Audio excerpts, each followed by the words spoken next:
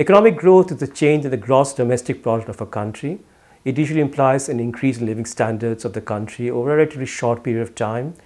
Historically, we've seen increase in living standards of a country as we've seen in Korea, Taiwan, Japan, and Singapore. And more recently, we've seen economic growth happen in a fairly short period of time in China and India. Usually when we have economic growth of a sustained nature, we tend to see poverty falling in a very short period of time. And we also tend to see the country able to engage in international trade, and increasingly we sometimes tend to see institutions improving for the better. In the early years of development policy thinking, there was a view that if you did economic reforms, then you should get growth started. But that was not what was observed in many parts of Africa and Latin America when countries did economic reforms, but there wasn't really sustained economic growth. And that is when there was an understanding that we needed to see the political context of reforms and particularly understand why is it that even when there is a clear rationale for reforms that can lead to growth, political leaders do not actually undertake those kinds of reforms or policies. There was then a shift towards understanding politics and the constraints and incentives that leaders face in enacting policies and sometimes not enacting policies. A great example of this is Korea, because in Korea in 1960s, there was a sense as a new leader came in that Korea needed strong economic growth, and there was a set of policies which were enacted at that time which were not necessarily market-friendly policies or not conventional economic policies, but seemed to deliver economic growth. What mattered there was leaders understanding the importance of long horizons of thinking through reforms that can lead to growth, not just right away, but maybe in a generation's time. The realization from that was that we needed to understand why is it that in Korea, a set of political leaders could see clearly the benefits of growth-enhancing economic policies. There is a view that democratic regimes are better for economic growth, and the view essentially comes from the fact that democratic regimes have leaders who might invest in public goods such as education and infrastructure that are good for growth, and also they may not follow predatory policies that are catastrophic for growth. But we now know, and this is very clear from the report of the Commission for Growth and Development, that it doesn't really matter. We can see in democratic countries leaders from different political parties who have a bipartisan view of growth and who enact policies, no matter who's in power, that have been good for the country's economic growth experience. We also have examples of authoritarian countries where we have leaders or parties which have been in power for some time, which has also been a situation where they've had long time horizons they could enact policy which could be sometimes difficult in the short run politically, but often beneficial for growth in the long run. So it seems what's not so important is whether the country is democratic or autocratic. Perhaps what's more important is that we have an institutionalized policy of leader succession, so we can see when leaders come and go in different political systems. We also have state capacity to regulate the private sector and to enact good, effective industrial policy. And we also have a system of understanding that a country's comparative advantage in international trade must be essentially worked on through proper and pragmatic economic policies.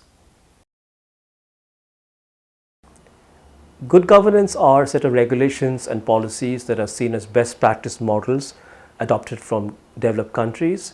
For example, a good governance policy could be investment climate reforms that try to mimic what we see in the US or the UK. Good governance could also be a set of mechanisms to try and bring democracy into a country by having regular elections. So there are various examples of good governance, and usually the idea is to try to mimic what we see in Western countries in developing country contexts. It often seems that good governance reforms seem very attractive to policymakers because they seem to be the ideal type of reforms in a particular country.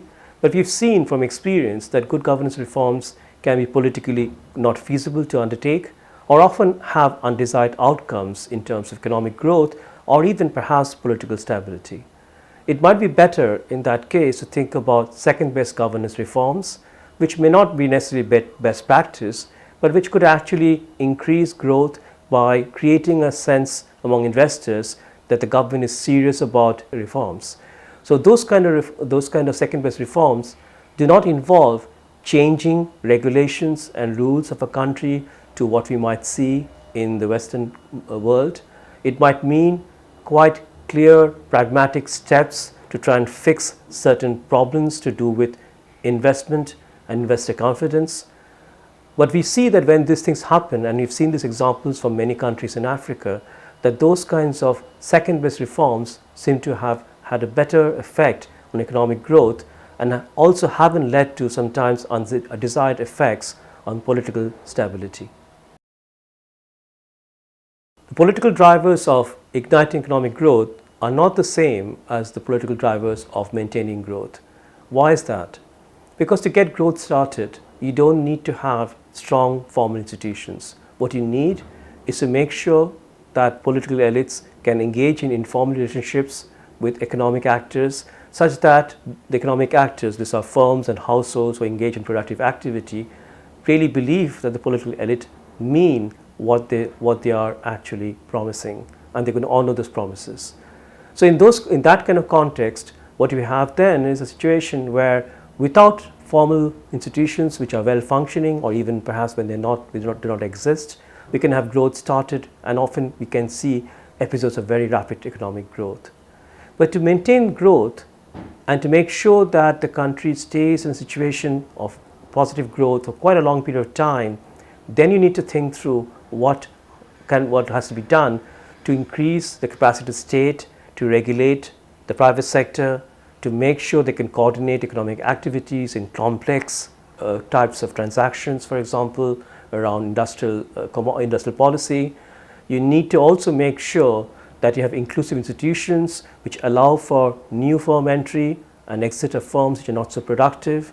So the whole thing about maintaining growth means that you need a set of institutions which are actually perhaps much more complex and more difficult to try and build up than when you need to have just growth started, which is why it's often much more challenging for countries to maintain growth even when they've seen fairly rapid accelerations in economic growth.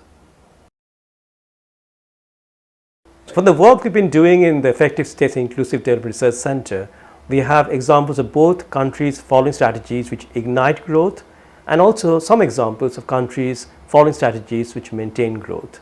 To ignite growth, what you need are closed order deals between the political elite and economic actors. Closed often to only a few set of economic actors, perhaps large firms, perhaps some multinational corporations, and ordered because the elite is promising a deal that they're going to try and maintain or honor. Often we see these examples of quite rapid growth happening from periods where there has been practically no growth, such as what we observed in Uganda under Museveni, Rwanda under Kagame, and Cambodia under Hun Sen. At the same time, to maintain growth, the country has to think through a situation where the deals that are ordered are increasingly open, which means that new firms can enter, new activities can occur, and we increasingly see more and more productive transformation of the economy, which is essential for maintaining growth. That we saw this kind of examples from our work in Malaysia and Thailand, where over time deals were increasingly open and as well as ordered, particularly in the case of Thailand. We also saw in our examples of work from Liberia and Malawi, where this particular transition to open order deals did not occur, often leading to a situation where economic growth simply collapsed.